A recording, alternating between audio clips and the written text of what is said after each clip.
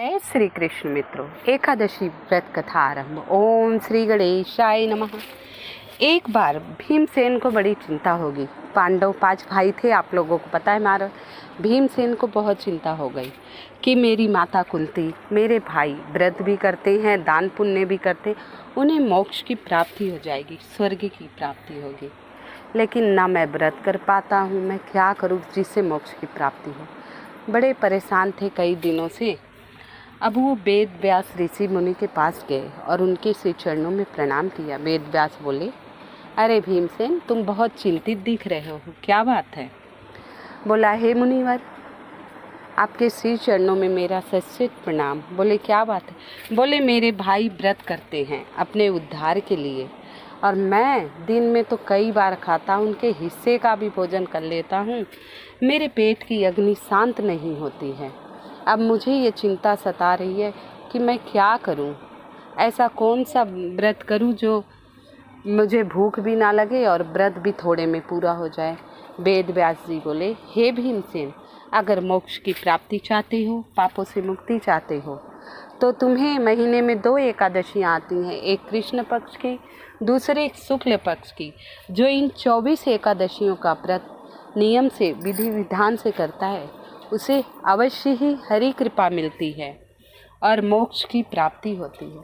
अब भीमसेन बड़े चिंतित हो गए, कई दिन बड़े परेशान रहे। फिर दोबारा वेद व्यास जी के पास गए। बोले, हे मुनिवर, मेरे पेट की सुधा अग्नि शांत होती ही नहीं। मैं दिन में कई बार खाता हूँ, तब भी भूखा रह जाता हूँ, और आप कह रहे हैं महीने में 2 व्रत करो। मुझसे तो ये नहीं होगा। क्या मुझे मोक्ष की प्राप्ति नहीं मिलेगी?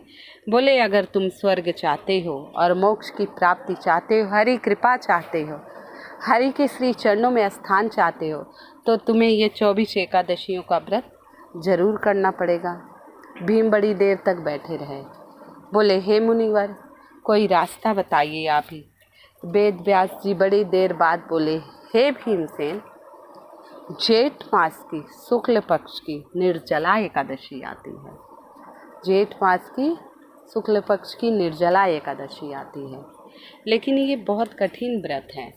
जैसे कि तुम्हें पता है 24 एकादशियों का व्रत होता, उसमें अन्न नहीं खाया जाता। और ये निर्जला एकादशी, नाम ही निर्जला है, बिना जल के तुम्हें सूर्योदय से ये व्रत शुरू हो जाएगा। निर्जला एकादशी का व्रत जेठ मास की 11 एकादशी के दिन सूर्योदय से शुरू होगा और द्वादशी सूर्योदय तक रहेगा। इसमें अन्य जल ग्रहण नहीं करना है तुम्हें। बहुत कठिन तपस्या है, अन्य जल ग्रहण नहीं करना है, और प्रभु की विधि विधान से पूजा की जाती है। तो बोले, ये एकादशी तुम करोगे तो 24 एकादशियों का फल मिलेगा। भीमसेन इसे सुनकर बड़े प्रसन्न हुए।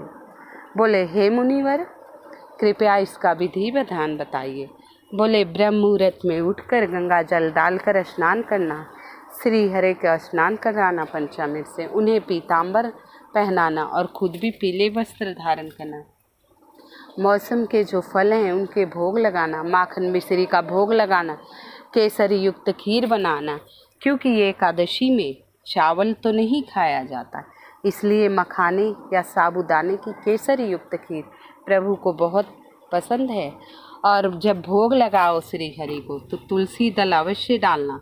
बिना तुलसी दल के ये भोग स्वीकार नहीं करते। इसके बाद विष्णु चालीसा, भगवान विष्णु के गुण गाना, और हो सके तो भगवद गीता का पाठ करना, और इसके बाद आरती करके ये प्रसाद वितरण कर देना जो व्रत नहीं किए हैं।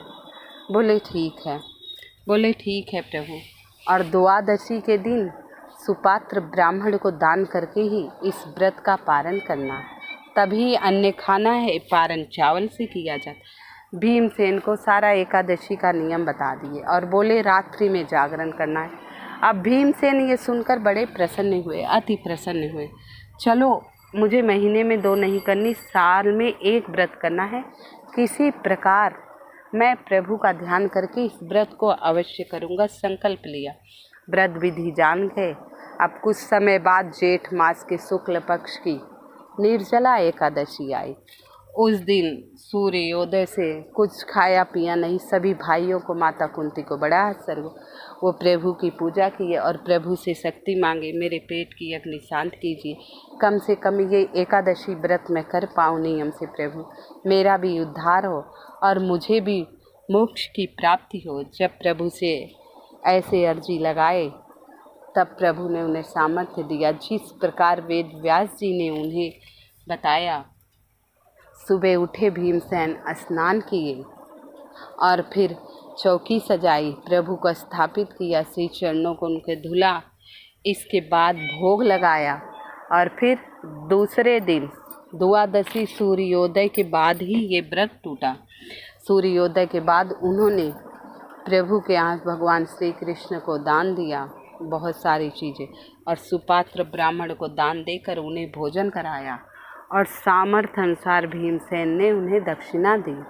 इस प्रकार इस एकादशी को भीमसेनी भी एकादशी कही जाती है। इस एकादशी को भीमसेनी भी एकादशी कही जाती है क्योंकि भीमा एकादशी है। भीम ने इस एकादशी को निर्जला कहा किया था कि इसमें वैसे विधान है, अन्न और जल लेने से व्रत टूट जाता है। अन्न खाने से तो व्रत हुआ नहीं, लेकिन जल भी लेने, लेकिन आजकल शारीरिक क्षमता नहीं है तो सच्चे मन से जल पी के व्रत कर सकते हो और सामर्थ्य अनुसार दान करना है। और ध्यान रखिएगा कि 12 बजे के बाद ही दोपहर 12-1 बजे तक तो आप व्रत निराजल रख ही लीजिएगा, कम से कम जल ग्रहण कीजिएगा। कथा कहते हैं बैकुंठ धाम की भीमसेन को भी अंतिम समय बैकुंठ धाम की प्राप्ति हुई, भीमसेन को मोक्ष प्राप्त हुआ। हम व्रत नहीं कर पाए तो कथा अवश्य सुननी चाहिए। कथा सुनने वाले को, सुनाने वाले को, कथा कहने वाले को हरि कृपा मिलती है और भगवान श्री हरि सबकी इच्छा अवश्य पूर्ण करते हैं। तो आप सभी भी निर्जला एकादशी की कथा अवश्य सुने, जितना हो शेयर करें और सभी को कथा सुनाएं।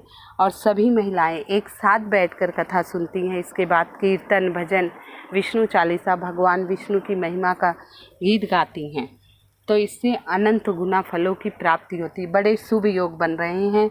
निर्जला एकादशी के दिन सर्वसिद्ध योग बन रहे हैं, तो जितना हो सके जल का दान कीजिए और द्वादशी के दिन सूर्योदय के बाद देने के बाद इस प्रकार कथा आपकी समाप्त हुई। भगवान श्री हरि सबकी मनोकामना पूरी करे, सबकी झोली खुशियों से भरे।